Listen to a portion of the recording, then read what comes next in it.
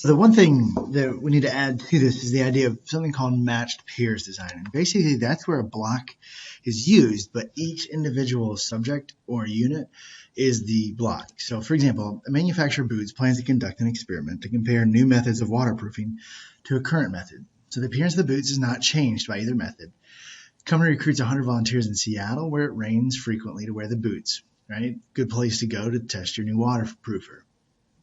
Right, so they're going to wear their boots as they normally would for 6 months. And at the end of 6 months, the boots will be returned to the company and evaluated for water damage. So what we need to control for here are different patterns of footwear.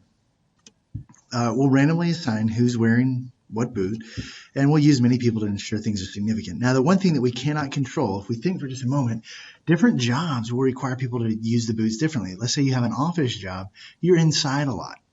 If you work in construction, you're outside a lot.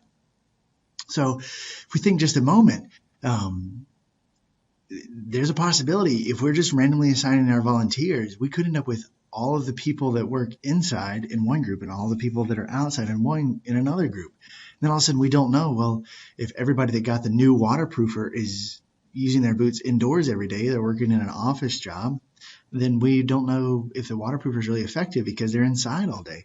So what we might need to do is turn each person into a block where each person gets 1 foot with the regular waterproofer and one with the new waterproofer that they've set up. Now all of a sudden, every set of boots is exposed to the same setting, right? So whether you work outside or inside, you have one boot that's got the waterproofer, one that doesn't. And then we can come back at the end and compare everybody's boots. So again, we take our 100 subjects, randomly assign them to one of two groups. In one group, the left boot gets the waterproof. The other group, the right boot, gets the waterproofer.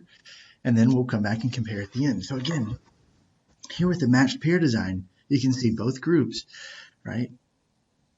Both individuals, every individual gets both treatments, right? We're still setting things up because, again, there's a block, right? So we're block by daily usage. So let's look at another example. So in search of a mosquito repellent that is safer than ones that are on the market, scientists have developed a new compound that's less toxic, thus making a repellent that is safer for humans to use. So they also believe that the repellent containing this compound will be more effective than the ones that are on the market. So to test the effectiveness, they've randomly selected 100 people from some given state. So up to 100 bins with an equal number of mosquitoes in each bin are available for the study. After a compound is applied to a participant's forearm, the participant will insert his or her arm into the bin for 1 minute. I don't know if I would volunteer for this, but some people will. So suppose the study is conducted using a completely randomized design. Describe a process.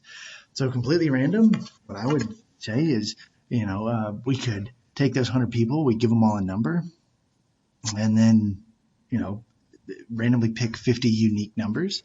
All right, so we could do 50 unique numbers.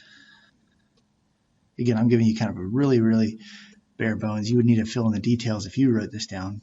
But 50 unique numbers, those people would get the old mosquito repellent. The others would get the new, and they come back and they compare.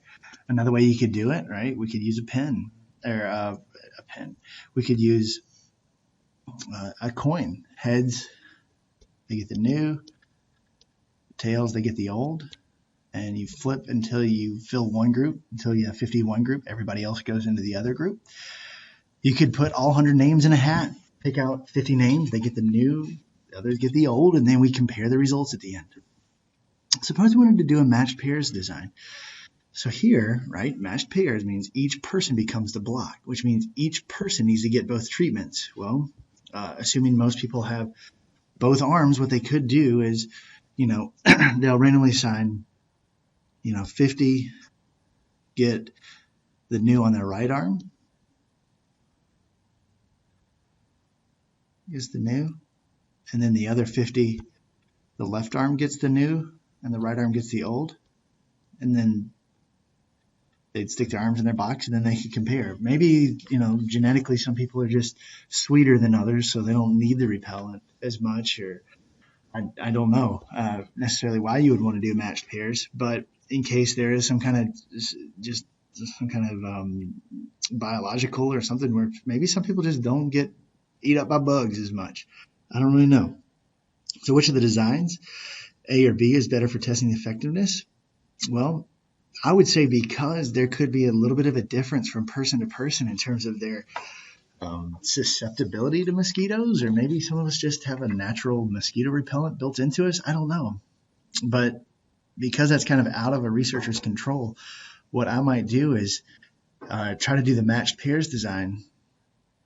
I would probably try to do part B because, again, each person is now is using both treatments, and then we can compare. It also gives us a situation where we have 100 pieces of data with the new repellent and 100 pieces of data with the old repellent versus the completely randomized. We just had 50 of each. So there's two different reasons that I think method B is a little bit better.